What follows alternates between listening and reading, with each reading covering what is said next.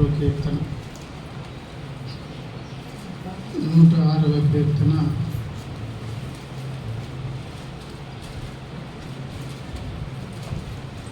4-5 వచన భాగాలు నేను చదువుతున్నానమ్మా, చూడండి. యెహోవా, నీవు ఏర్పరచుకుని వారి క్షేమము నేను చూచుచు, నీ జనులకు కలుగు సంతోషమును బట్టి నేను సంతోషించుచు, నీ స్వాచ్ఛమైన వారితో కూడి కొనియాడునట్లు నీ ప్రజల యందు నీకున్న దయ చొప్పున నన్ను జ్ఞాపకమునకు తెచ్చుకును. నాకు దర్శనమిచ్చి నన్ను రక్షింపుము. చిన్న మాట ప్రార్థన చేద్దామండి. వెంకటలక్ష్మి గారు, మీరు మ్యూట్లో పెట్టండి అమ్మా ఫోన్. ప్రేమగల తండ్రి, పరిశుద్ధుడా, మీ స్తుతులు చెల్లిస్తూ మీ పాదాలు పట్టుకుని సహాయం కోరుతూ ఉన్నాం. ఉదయకాలపు ప్రార్థన మీద కనుదృష్టి ఉంచి మీరిచ్చే జీవంలో అర్హులముగా పాలు పంపులు పొందే విధముగా అవసరమైన సహాయమును, ఆశ్చర్యకర సహాయమును మాకు అందించి, ప్రభువా, మీ యొక్క లేఖన కాంతిలో మమ్మల్ని పరీక్షించుకొని మీ సహాయం చేత బలము నుండి ప్రభువా లేఖన భాగమును మీ చేతులుగా అప్పగిస్తున్నాం. దయతో సహాయం చేయండి, దర్శించండి. నన్ను మమ్మల్ని దర్శించి మీరు ఇచ్చే జీవం కొరకు అర్హులుగా మమ్మల్ని సంధించి సిద్ధపరచున్నాను. ఈ సమయంలో ఆటంకకరంగా ఉన్నటువంటి ప్రతివిధ ఆటంకంలో వేసే ఘనమైన నామలు గర్తిస్తూ పాలన నా సహాయంగా దిగి వచ్చి మమ్మల్ని దర్శించి ఈ సమయాన్ని ఆశీర్వాదకరంగా మలుచున్నాను. యేసయ్య మహిమ కలిగిన నామను ప్రార్థించి వేడుకుంటున్నాను పరమ తండ్రి. ఆమేన్. దేవుని స్తోత్రం. హల్లెలూయా. ఏమా, మీరు ఫోన్ మ్యూట్లో పెట్టండి.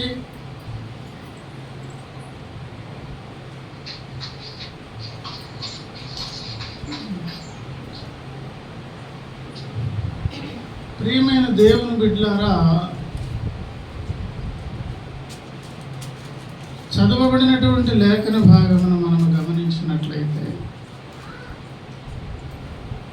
ఒక ప్రత్యేకమైనటువంటి సంగతిని మనకు పరిశుద్ధాత్మ దేవుడు లేదా భక్తుల ద్వారా తన అనుభవాన్ని మనకు పరిచయం చేస్తున్నారు. మనము దేవుని దగ్గరకు వచ్చేది ఎందుకు, దేని కొరకు చెప్పండి? నిత్యకృత్యంగా మన జీవితాల్లో అవసరాలు ఉంటాయి. సహాయం చేసే దేవుని ముందుకు వస్తాం. ఏమండి, ఆ మేలు లేవని పొందితే కృతజ్ఞత చెల్లిస్తాం. అక్కడితో అయిపోదు. మంచి భోజనం చేసే అమ్మయ్య అని లేచి మరలా 3-4 గంటల తర్వాత మళ్ళీ యాజ్ యూజువల్ ఆకలి వేస్తుంది. శుభ్రం తలారి స్నానం చేస్తాం. ఎంత ఫ్రెష్గా ఉంటామంటే అబ్బబ్బా అనిపిస్తుంది. అవి సోపులు ఆడలేదు, మాతో చేస్తే బాగుంటుంది కదా. మీరేం సోప్ వాడుతున్నారు? మీ శరీరం ఎంత సున్నితంగా ఉంది, ఆ ఏళ్ళు మన మీద కూడా చేయొచ్చు కదా అన్నట్టు అనిపిస్తుంది అన్నమాట. 1 గంట 2 గంటల ఎండలో తిరిగి వచ్చిన తర్వాత మళ్ళీ ఎక్కడ పరిగెట్టాలి? నిత్యకృత్యంగా ఆకలి, దాహం, ఒంటి శుభ్రం ఎలాగైతే మనకు అవసరాలై ఉన్నవో, దేవుని దగ్గర కూడా ఇలాగే ప్రతి దాని విషయం లేదు అవసరం నిమిత్తం దేవుని ముందుకు వెళ్ళే ఒక అవకాశం మన జీవితాలలో అప్పుడు కలుగుతుంది. అందులో ముఖ్యమైనది, ప్రధానమైనది, ప్రాముఖ్యమైనది ఆయనకి మనకున్నటువంటి సంబంధం మంచిగా ఉందా లేదా పరీక్షించుకోవాలి. భక్తి సాధనలో మొట్టమొదటి చేయాల్సింది అదే. ఆ తర్వాత అడుగుదాం మనకు కావలసినవి. అవి అవసరమైతే దేవుడు ఇస్తాడు, మనకు మేలైతే ఇస్తారు, లేకుంటే ఎవరు. మొరాయించొద్దు, బలవంతంగా సాధించుకోవద్దు. అలాంటి పాఠాలు నేర్పించేదానికే భూమి మీద కొన్ని అనుభవాలు ఉంటాయి. లేదు నేను ఆ అమ్మాయినే చేసుకుంటాను, మీ ఆస్తిలో నాకు చిల్లుగా పోతాను. ఏమండి, కొంత దూరం ఆ ప్రయాణం చేశాక ఆ ప్రయాణంలో ఇబ్బందులు ఎదురైతే తల్లిదండ్రులు అంటారు, అదేదో నువ్వే పడు బాబు. దేవుని దగ్గర అనుమతించే చిత్తమును బట్టి కొన్ని తెచ్చుకోవచ్చు. మారాము చేసి తల్లిదండ్రుల దగ్గర మారాము చేసి పిల్లలు కొన్ని తెచ్చుకున్నట్లు దేవుని దగ్గర కూడా మంకు పట్టి కొన్ని తెచ్చుకోవచ్చు. వాటిని ఏమన్నాను? అనుమతించే చిత్తము అన్నాను. నిర్ణీత చిత్తము అని 2 చిత్తాలు ఉంటాయి. ఏమండి,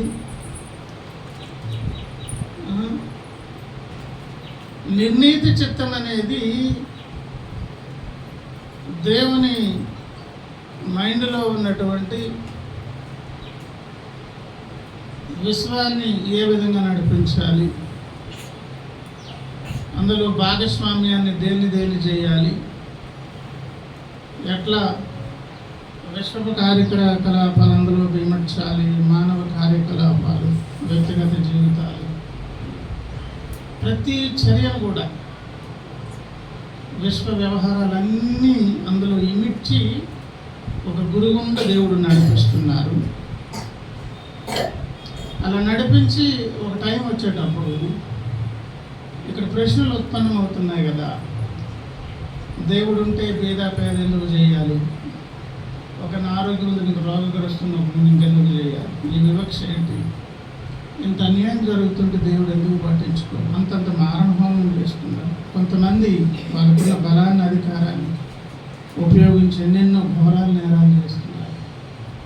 మానవులమైన మన కడుపే తరుక్కుపోతుంది.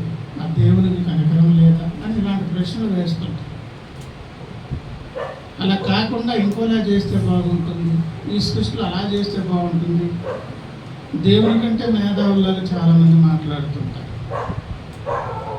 ఇలాంటి ప్రశ్నలు ఏవి ప్రశ్నించడానికి అవకాశం లేని ఆ ముగింపు దగ్గరకు దేవుడు తీసుకువెళ్తున్నారు విశ్వపు చరిత్ర మొత్తాన్ని. ఒక కార్పెంటర్ ఒక మంచం తయారు చేస్తున్నాడమ్మా.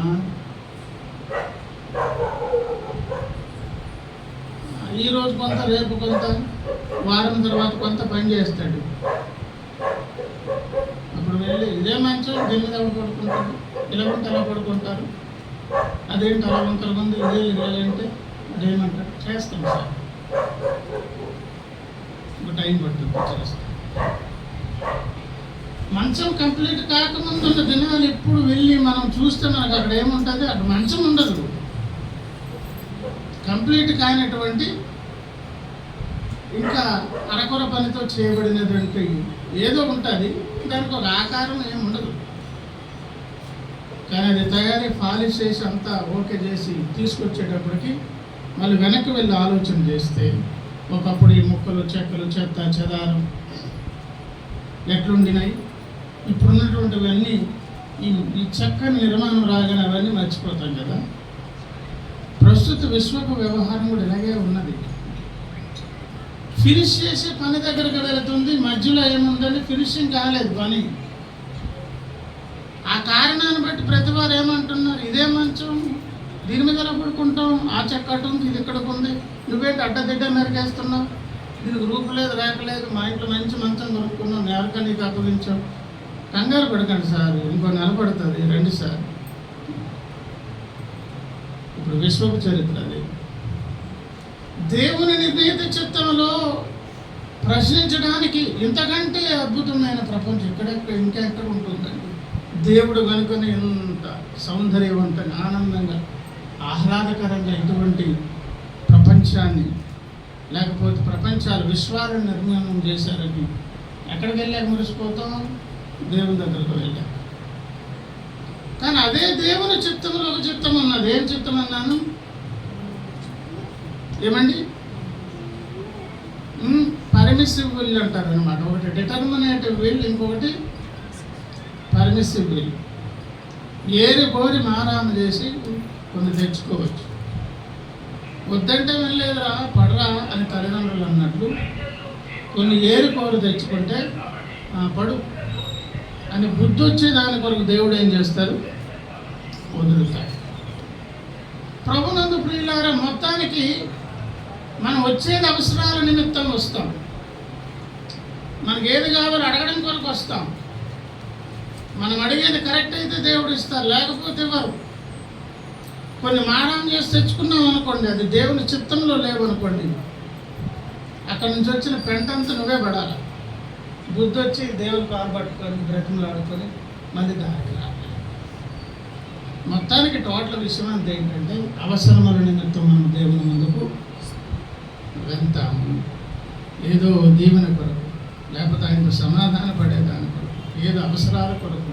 ఇది నిత్యకృత్యంగా భక్తుల జీవితాలలో జరుగుతున్నటువంటి కార్యక్రమం. అలా వెళ్ళేటప్పుడు ఒక పాఠం ఇక్కడ నేర్పిస్తున్నారు. 106వ కీర్తనలో, నీకు నీవుగా వెళ్ళొద్దు, నీ మీద నువ్వు ఆధారపడొద్దు. నీవు దేవుని బిడ్డవైతే, యేసయ్య తన స్వరక్తమిచ్చి కొనుక్కున్నటువంటి దేవుని కుమారుడు అయితే, నీకు ఒక సులువైన మార్గం చెప్తున్నాను, దృష్టించు. ఆ సులువైన మార్గం ఏంటో తెలుసా?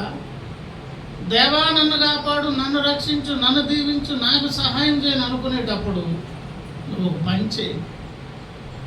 అది వరకే దేవుడు ప్రత్యేక శ్రద్ధ దృష్టి పెట్టినటువంటి, ఈ విశ్వంలోని ఒక ప్రత్యేక దృష్టి పెట్టినటువంటి దేవుని సమాజం ఒకటి ఉన్నది భూమి మీద, దేవుని సంఘం, దేవుని స్తోత్రం. అందులో నీ ఒక భాగము, వారందరిలో నీ ఒక వ్యక్తివి. నీకు నీవు వెళ్ళి అడిగేదానికంటే కూడా ఇందులో ఇన్వాల్వ్ అయ్యి వెళ్ళి అడిగితే గొప్ప మేలున్నదంట, మంచిగా సమాధానం వస్తుందంట, తప్పకుండా జవాబులు పొందే అవకాశం ఉంది. దేవుని దగ్గరికి వెళ్ళి సమాధానాలు పొందేదాని కొరకు, సాతానుని బంధించేదాని కొరకు మనం మత్తయి సువార్తలో చదువుకుంటాం. దుష్టుల కార్యాలను ఎదిరించి ఏమండి, వాడి పన్నాగాలన్నీ మొట్టు పెట్టాలంటే ఒకరి ప్రార్థన, కుటుంబ ప్రార్థన కాదు, సంఘం అంతా కూడా ఏకీభవిస్తే సాతాను పునాదులు వెళ్ళిపోతాయి అన్నమాట. అంటే ప్రియులారా, దేవునికి ఒక ప్రత్యేక సమాజం ఉన్నది భూమి మీద, భక్త సమాజం. అందులో నేను ఒకదానిని, అందులో నేనొక వ్యక్తిని అని అనుకొని అడగమని అక్కడ ఎలాగడుగుతున్నారు చూడండి. యెహోవా, నీవు ఏర్పరచుకున్న వారి క్షేమము నేను, దేవుడు ఏర్పరచుకునే వారికి దేవుడు క్షేమం ఇచ్చారు అనుకోండి, ఆ నియోజకవర్గంలో అందరికీ డబ్బులు పంచుతున్నారు అనుకోండి, ఆయన కూడా అదే నియోజకవర్గం అనుకోండి, ఆ డబ్బులు ఆయనకు అంతే అందవాలి. ఇంటికి వెళ్ళి మరి డోర్ కొట్టమని ఇస్తారు. కొంతమంది పడిగాపులు కాసి డోర్ దగ్గర నిల్చుంటే మంచం ముసుగుదని పడుకున్నా సరే డోర్ కొట్టు మరి ఎందుకు ఇస్తారు? నియోజకవర్గం అంతా కూడా ఏం చేస్తున్నారు? డబ్బులు మరి.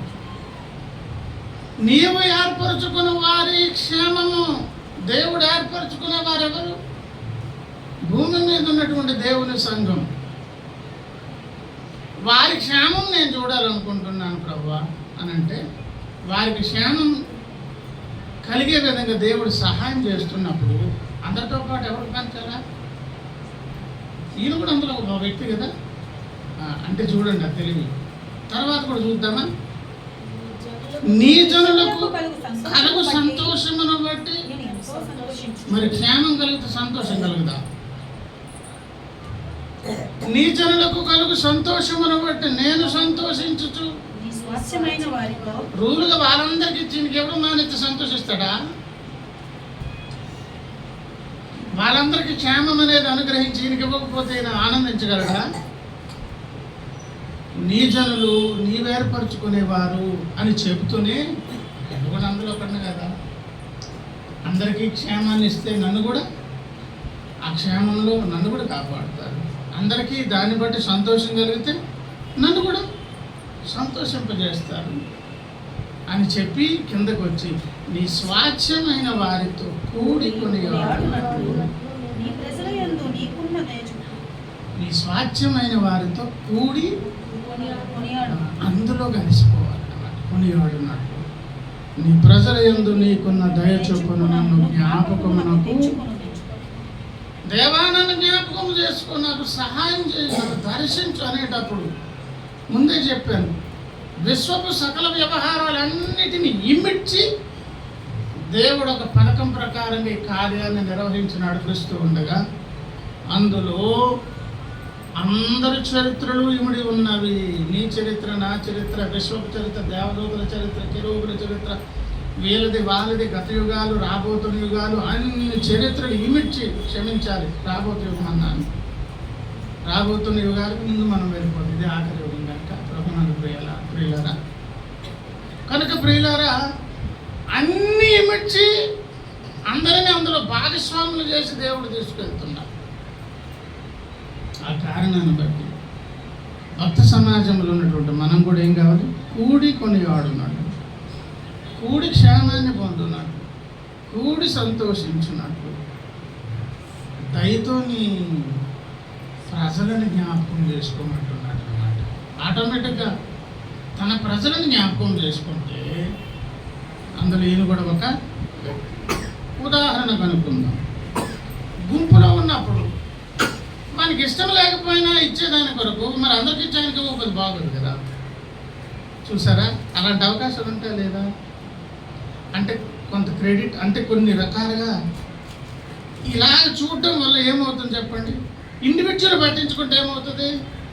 కింద నుంచి పై వరకు చూసి ప్రతిదాన్ని క్యాలిక్యులేట్ చేసి ఇవ్వాలా వద్దా అని, అలా కాకుండా అడుగు పంచుతున్నారు. మంచోడు చెడ్డోడలండి, మరి అదే నియోజకవర్గం కదా, అందరికి ఇచ్చానికి ఇవ్వకపోతే ఎలా అంటారు కదా. చూసారు గుంపులో ఎలాంటి అవకాశం ఉండదు. అలాగే దేవుడు చేస్తారని కాదు, చేస్తే చేస్తారు, అంత మాత్రం చేత అదే ఒక్కటే పని కాదు, ఇంకో పని కూడా చేస్తారు, వ్యక్తిగతంగా కూడా పట్టించు. ఇలా గుంపులో ఉండడం వల్ల, దేవుని సంఘములో ఉండి మనం అడగడం వల్ల ఇంకొక విషయం అండు ఏంటో తెలుసా విషయం? తప్పకుండా ఆ గుంపులో కొంతమంది ముఖ్యమైనటువంటి వ్యక్తులు గుర్తులకు వచ్చేస్తారు. ఉదాహరణకు చూద్దాం, 105వ కీర్తన ఒక్క పేరు వెనక్కి తిరిగేయండి ఒకసారి. 105వ కీర్తన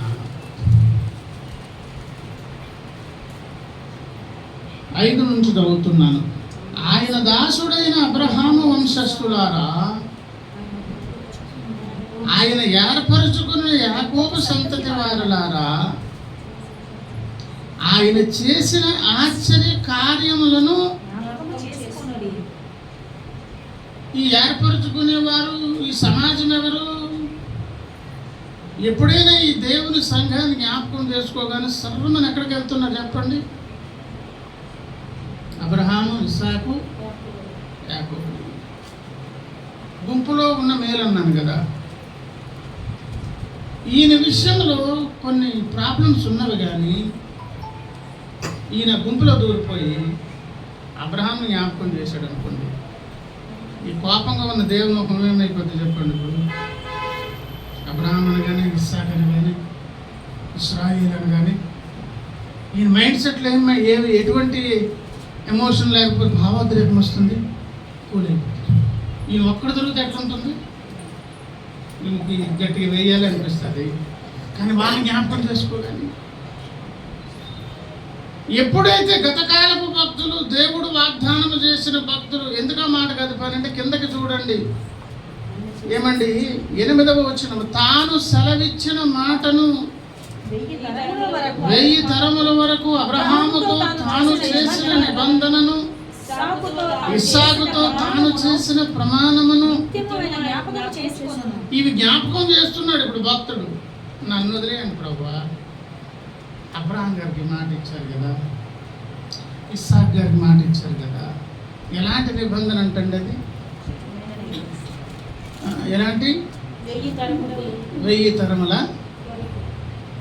తరముల వరకు నిబంధన అన్నారు. ఇస్సాకుతో ఏం చేశారు? ప్రమాణం చేశారంటే అని చెప్పి నిత్యము ఆ నిబంధనను, ప్రమాణమును ఈ నిత్యం అంటే అర్థం ఏంటి? నా బ్రతుకు కాలంలో నేను ఎంతకాలం బ్రతుకుంటాను? నేను ఎప్పుడెప్పుడు కార్నర్ అయిపోయి ఎదురు నిల్చొని చేతులు పట్టుకుంటాను? తెలివి నేను ఒక పని చేస్తాను. మా నాన్నగారికి మీరు మాట ఇచ్చారు, లోకంలో లేదండి, రేపు మీ నాన్నమ్మని చూసాను నేను వదిలేస్తాను. లోకంలో ఉంటాయి కదండి. యాక్చువల్గా నువ్వు మంచుడు కాదు, కానీ ఏం చేస్తాం? నాన్నకు మాట ఇచ్చాడు. ఒక సులువైన మార్గమును దేవుడు మనకు దారి చూపిస్తున్నాడు. ఏమండి, దేవుని ముఖ్యమైనటువంటి భక్త సమాజం మనకు వాగ్దానం చేసి, ఉదాహరణకు దావీదుకు వాగ్దానం చేసినప్పుడు 90% మంది అందరూ దేవుని కార్యాలకు అడ్డు తగిలేవారు తప్ప ఏకీభవించే వారు కాదు రాజు. కానీ దేవునికి బాధ కలిగిన ఎవరిని జ్ఞాపకం చేసుకుంటున్నారు?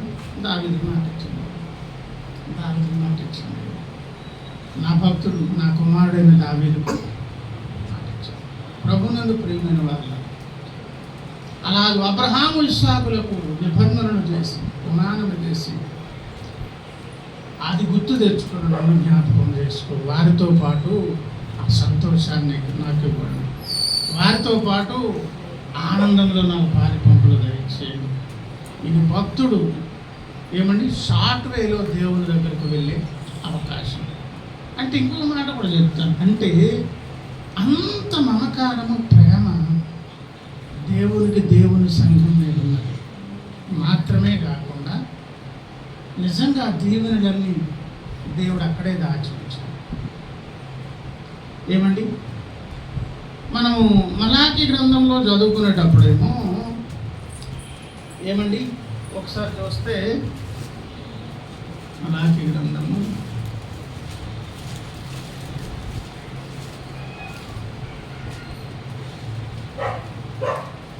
4వ అధ్యాయము 2వ వచనం. అయితే నా నామమందు భయభక్తులు గలవారగు మీకు నీతి సూర్యుడు ఉదయించుడు. సందర్భం ప్రక్కన పెట్టాడు, ఒక విషయం చెప్పడం కొరకు అని చెప్పి, అతని రెక్కలు ఆరోగ్యము కలుగజేయును కనుక మీరు బయలుదేరి కొమ్ముల దూడల గంతులు వేయున్నట్లు. అతని రెక్కలు ఏం కలిగిస్తాయి? ఆరోగ్యము కలుగు చేయను కనుక. అప్పుడంట దేవుని భక్తులు ఎట్లుంటారు? క్రొవ్విన దూడలు, మంచి ఏజ్లో, చక్కని వయసులో ఉన్నప్పుడు ఎలా గెంతులు వేసి ఉంటాయో అలా గెంతులు వేసి ఆనందిస్తారని అన్నారు. ఎవరి రెక్కలు? దేవుని రెక్కలు అన్నారు కదా. అంటే అక్కడికి వెళ్తే మనకు ఈ ఆరోగ్యము, క్షేమం కలుగుతుంది. నిజంగానే అక్కడ ఉందా క్షేమం? ఈ లోకంలో అనుకోండి, ఫలానా షాప్లో వెజిటబుల్సే దొరుకుతాయి, ఫలానా దగ్గర ఏమండి వేరే గ్రోసరీ ఐటమ్స్ దొరుకుతాయి, ఫలానా దగ్గర బట్టలు దొరుకుతాయి, ఫలానా దగ్గర బంగారం దొరుకుతుంది, అలా స్పెసిఫైగా ఉంటుంది. దేవుని రెక్కల దగ్గర ఆరోగ్యం కనుక దేవుని దగ్గరికి వెళ్దాం, అక్కడనే మనం ఆరోగ్యాన్ని పొందుదాం అని అనుకుంటే, ఆయన ఏమో ఒక డిపార్ట్మెంట్ స్టోరు లేకపోతే ఏదో ఒక చిన్న చిన్న షాపు కాదు. ఆయన ఆ రెక్కలలో ఉన్న ఆరోగ్యాన్ని ఎక్కడైనా ఇవ్వగలరు, ఎలాగైనా ఇవ్వగలరు. ఏమండి, ఏ రకంగానైనా ఇవ్వగలరు ఆయన. వెజిటబుల్ కొట్టుకు వెళ్ళి వేరేది అడిగితే దొరకదు, అక్కడ కాయగూరలే దొరుకుతాయి. ఏమండి, ఇతర మతాలకు మనకున్నటువంటి విశ్వాసాలకి వ్యత్యాసం ఏంటో తెలుసా? ఒకసారి బ్రహ్మ రాశాడు అనుకోండి, మళ్ళీ వెనక్కి తీసుకునేది లేదంట. అంటే ఫిక్స్ అనమాట అక్కడికి. అలాగే ఉండదు ఏసై దగ్గర. ఎన్నిసార్లు తొడుగు పెట్టేస్తుంది. నీ మీద నా మీద మంచి మంటగా నిన్నటి వరకు ఈ తెల్లారి వరకు ఉంటారు. గొప్పలు అయిపోయిన తర్వాత మళ్ళీ ఎత్తుకొని ముదిలాడతారు. కదంతా మెల్లిమారు. ఎంతమంది ఒకసారి చెప్తారు, 1-2 సార్లు చెప్తారు. దారి తప్పిపోయి రూల్గా ప్రయాణం తూర్పు వైపు చేయాలి. ఎక్కడో మిస్టేక్ అయింది. తలకాయ ఉపయోగించడం మనకు అలవాటే కదా. దాదాపు 2 సంవత్సరాలు ప్రయాణం చేసి జ్ఞానులు, వారి పేరేంటి, జ్ఞానులు 2 సంవత్సరాలు ప్రయాణం చేసి ఏమండి ఇశ్రాయేలు దేశం పొలిమేరల దగ్గరికి రాగానే ఆ దారి చూపించే చొక్కను పక్కకు తోసేసి ఇక్కడికి వచ్చామో తెలియదు అని అనుకున్నారు జ్ఞానం. వెళ్ళాల్సినటువంటి ఏసై పుట్టినటువంటి ఆ పశువుల పాక దగ్గర మానేసి ఎక్కడికి వెళ్ళారు, రాజప్రసాదంలోకి. అలాగే మన జీవితాల్లో ఎప్పుడో ఒకప్పుడు ఏంటండి ఈ స్వంత నిర్ణయాలు. దీనికి ముందు ఏం చెప్పాను, జ్ఞాపకం చేయండి ఒకసారి.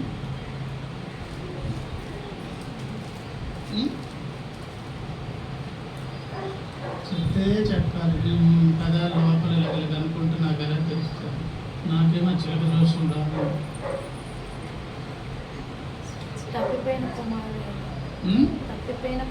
ఆయన పేరు ఎత్తునండి.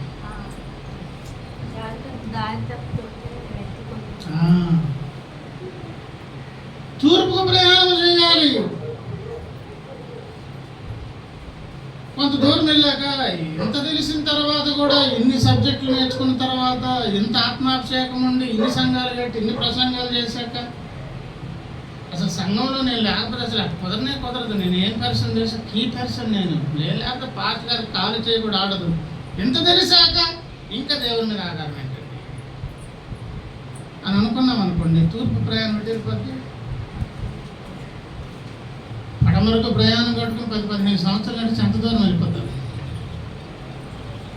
అక్కడెక్కడో తెలిసి అయ్యా పొరపాటు అయిపోయింది ఆయన, అప్పుడు అంటారు వెరీ గుడ్, భలే మారు మనసు వచ్చి, కనుక నువ్వు ఎక్కడ తప్పిపోయావో మళ్ళీ అక్కడికి వచ్చి మళ్ళీ సరైన రూట్లో రా. ఎందుకంటే హైదరాబాద్లో వస్తువు పోగొట్టుకుని బొంబాయిలో వెతికితే కరెక్ట్ కాదు కదా.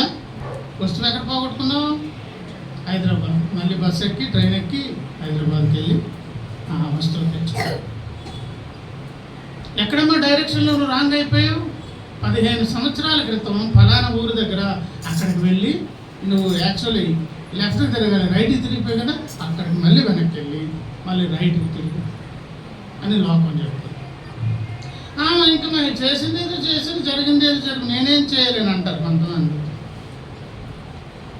ఏసై ఏం చేస్తాడు తెలుసా, ఈ 15-20 సంవత్సరాలు నా కుమారుడు చాలా దూరం నడిచేశాడు కదా, ఓ పని చేస్తాడు. ఈ తూర్పు తీసుకొచ్చి ఆయన ముందుకు తీసుకొచ్చి పెట్టాడు. దిక్కులను తన భక్తులకు అనుకూలంగా అవసరంగా మార్చే శక్తి మాకు ఏదైనా చేస్తారండి ఆయన. 20 ఏళ్ళ పాటు నడిచేశాడు. ఎప్పుడో 40 ఏళ్ళప్పుడు ఒక నిర్ణయం తీసుకుని 60 ఏళ్ళ వయసు వచ్చేసింది. 20 ఏళ్ళు మనం వెనక్కి రావాలంటే 80 సంవత్సరాలు బ్రతుకుండాలి. ఈయన ఆయుష్కాలమేమో అంత పొడుగు లేదు. పోనీ యుద్ధము దీనివల్ల ఏమైనా ప్రయోజనం ఉందంటే లేదు, కానీ నష్టపోయే ప్రమాదం ఉన్నది. భవిష్యత్తు తెలిసినటువంటి దేవుడు మరి భక్తులకు మేలు చేయాలి. రిపెంట్ అయ్యాడు, ఇప్పుడు మారు మనసు పొందుతాను అంటున్నాడు, తప్పు అయిపోయిందని ఒప్పుకుంటాడు. ఓ పని చేద్దాం,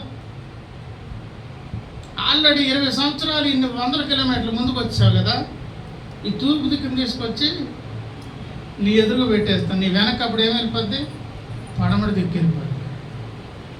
అంటే 20 సంవత్సరాలు నీవు నడిచినటువంటి దేవునికి వ్యతిరేకంగా నీ బుర్ర మీద ఆధారపడి, నీ తెలుగు తక్కువతో నువ్వు చేసే పనులు, నేను చేసే పనులు, మన ప్రయాణాన్ని కూడా ఎందరో ఇమిడి చేస్తారన్నాను. ఇప్పుడు ఇమిడి చేసి ఆ పాఠాన్ని తీసుకొచ్చి వెనకాలన్న ఒక పాఠం నేర్పింది. చూసుకోండి, ఎప్పుడైనా డైరెక్షన్ మారితే ఉంటుంది. దానివల్ల దీవెన కోల్పోతాడు భక్తుడు. మనకి అటు వెళ్తే మన టాపిక్లు మారిపోతాయి. దానివల్ల దీవెన తగ్గిపోతుంది, స్టేజ్ తగ్గిపోతుంది, కుర్చీ దిగిపోతుంది, వేరే కుర్చీలు ఉంటుంది. మెట్టుకైతే మాత్రం ఆయన దీవించదలుకుని తలుచుకుంటే ఎట్లయినా ఏ రకంగానైనా. ఇది అంతెందుకు మాట్లాడుతున్నాను, ఆయన రెక్కలు మనకేమిచ్చును, ఆరోగ్యం కలిగించిన. ఆయన ఎక్కడున్నారో వెతుక్కొని అడ్రస్ పట్టుకొని ఫోన్ చేసి అపాయింట్మెంట్ తీసుకుని అక్కడికి వెళ్ళి అని అక్కడికి వెళ్తేనే ఎక్కడైనా ఆ దీవెనని ఇవ్వగలిగిన దేవుడు దేవుని మందిరంలో కూడా దాన్ని ఉంచారు. దేవుని స్తోత్రం. 36వ కీర్తన ఒకసారి అండి. 36వ కీర్తన 7వ వచనం నుంచి నేను చదువుతాను చూడండి. దేవా, నీ కృప ఎంతో అమూల్యమైనది. నరులు నీ రెక్కల నీడను ఆశ్రయించు. దేవా, నీ కృప ఉంది కనుకనే రెక్కల నీడ దొరుకుతుంది. ఆశ్రయిస్తే క్రొవ్విన దూడల వెళ్ళి భక్తులు ఏం చేస్తారు?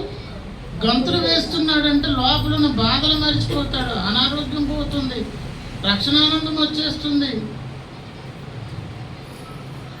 అని చెప్పి ఆ రెక్కలు ఎక్కడ ఉన్నదో తెలుసా? నీ మందిరము యొక్క సమృద్ధి వలన వారు సంతృప్తి. ఆ మందిరములో ఏమున్నది? సమృద్ధి. ఏమి కలుగుతుంది? సంతృప్తి. ఏం సంతృప్తి?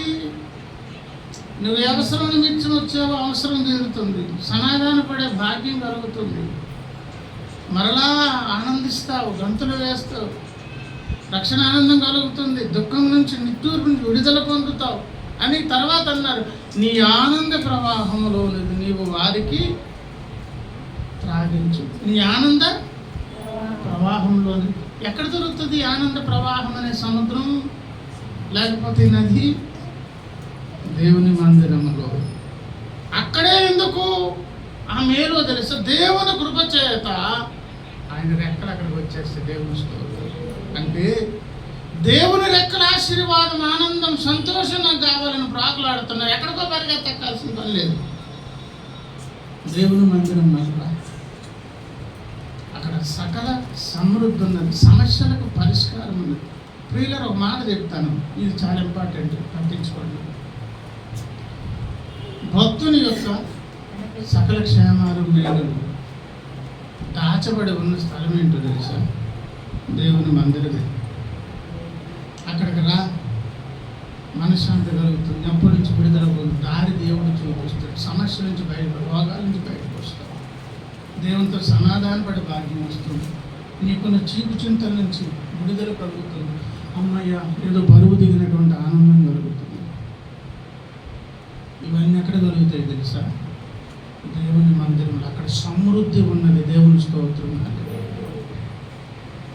ఏమండి ఆ సమృద్ధి అనేది కూడా ఎలాంటి పానం అండి?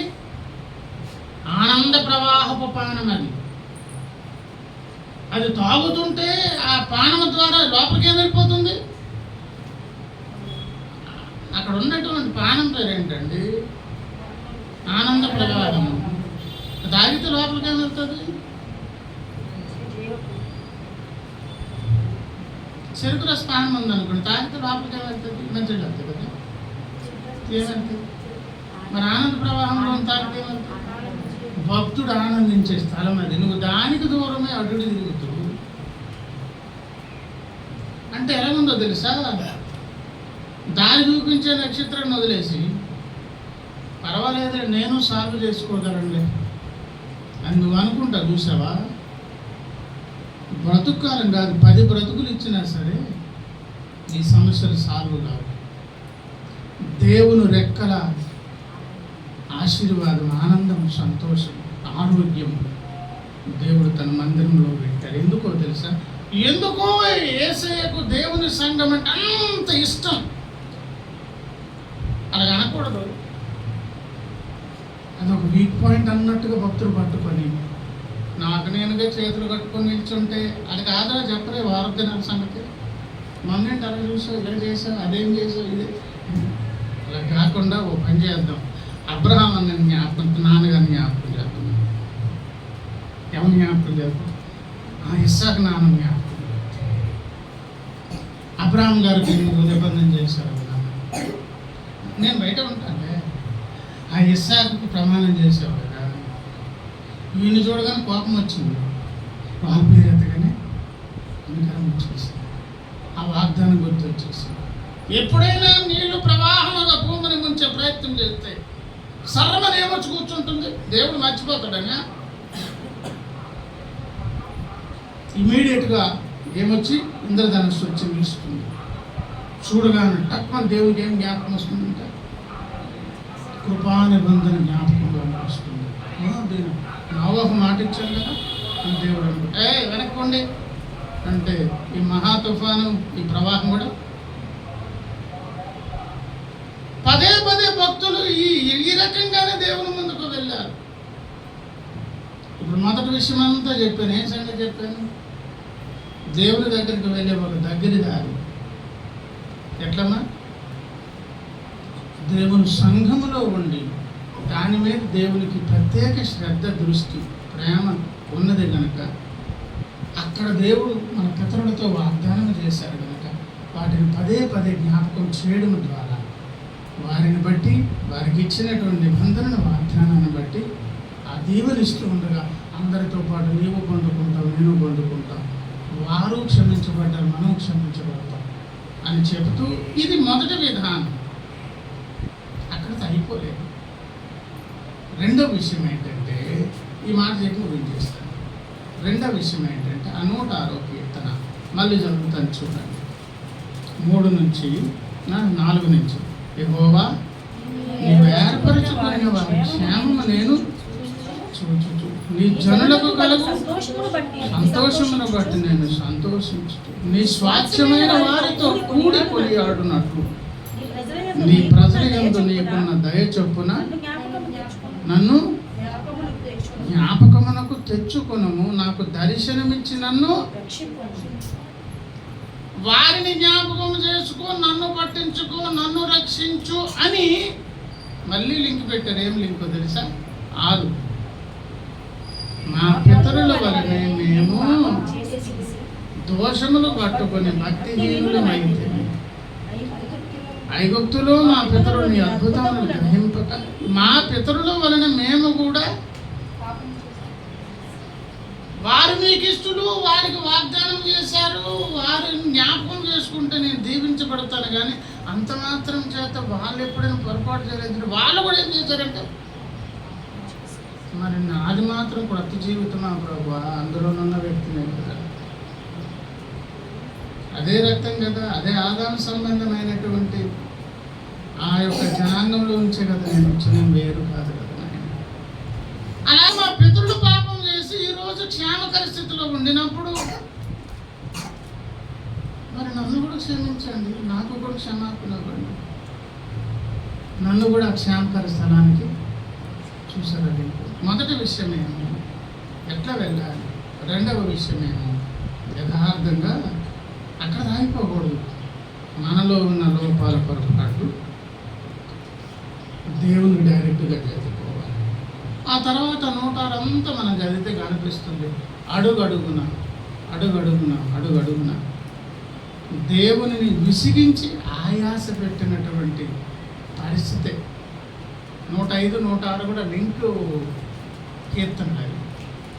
ఎంత చేసినా కూడా దేవుడు అంట 105వ కీర్తన 43 చూడండి.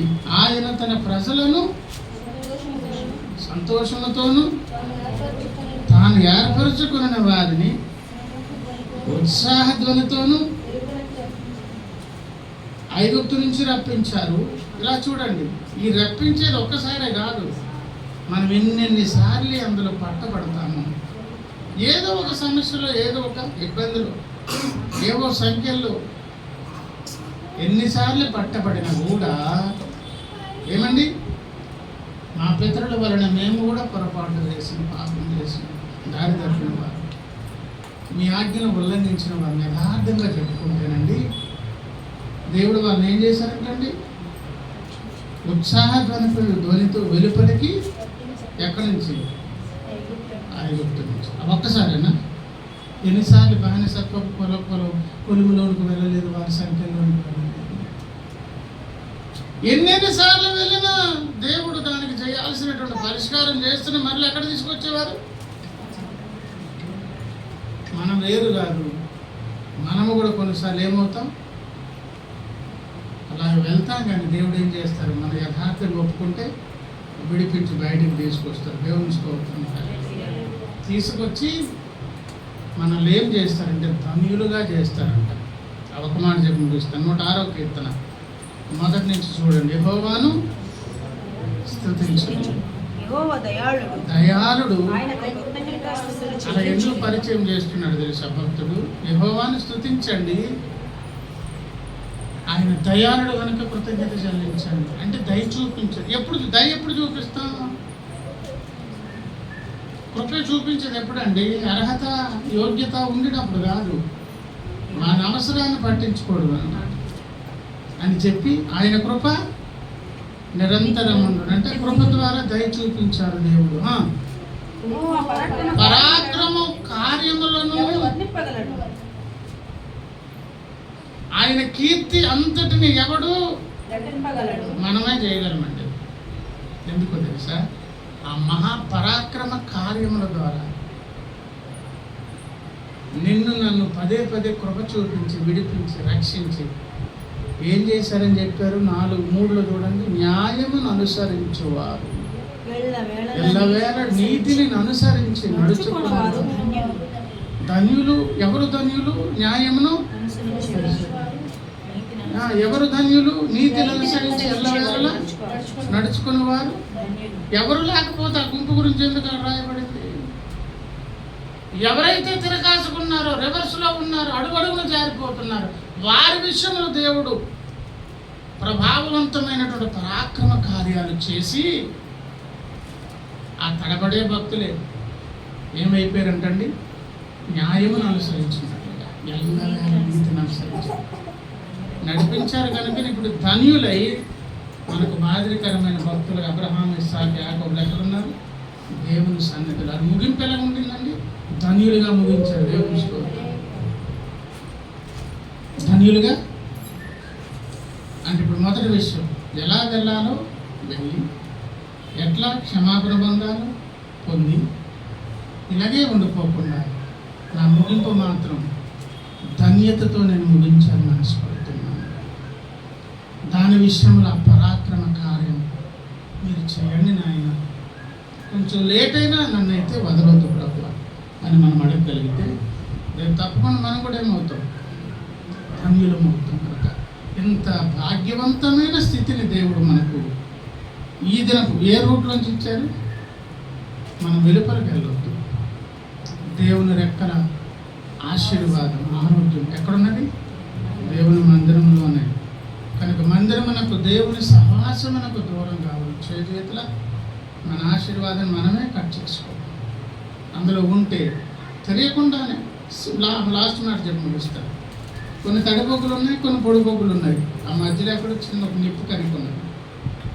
1, 2 చిన్న నిప్పైన ఉండేదే దేవుని మందిరం. ఎందుకంటే దేవుడు ఉంటారు.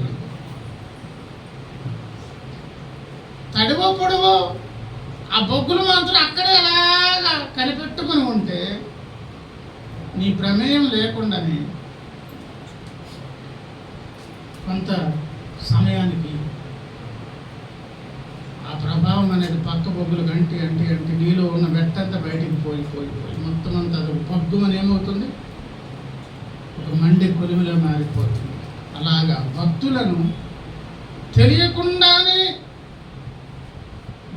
భక్తిపరులుగా మార్చేటటువంటి ప్రదేశం దేవుని మందిరం. దేవుని స్తోత్రం. దేవునితో సమాధానం పడిన తర్వాత ఇంకేముందండి? దాని ద్వారా ఇంకివ్వాల్సినటువంటి మన సకల దీవులను ముందు తీస్తే మిగతావన్నీ కూడా దేవుడు అన్ని ఏర్పాట్లు చేస్తారు. కనుక దేవుని మందిరం ద్వారా దేవుడు రూపు చూపించారు. రండి, దేవుడు తన భక్తులకు చేసిన వాగ్దానాన్ని మనం కూడా స్వతంత్రించుకొని దేవుని పాదాలు పట్టుకుని క్షమాపణ పొందుదాం. దేవుడు మాకు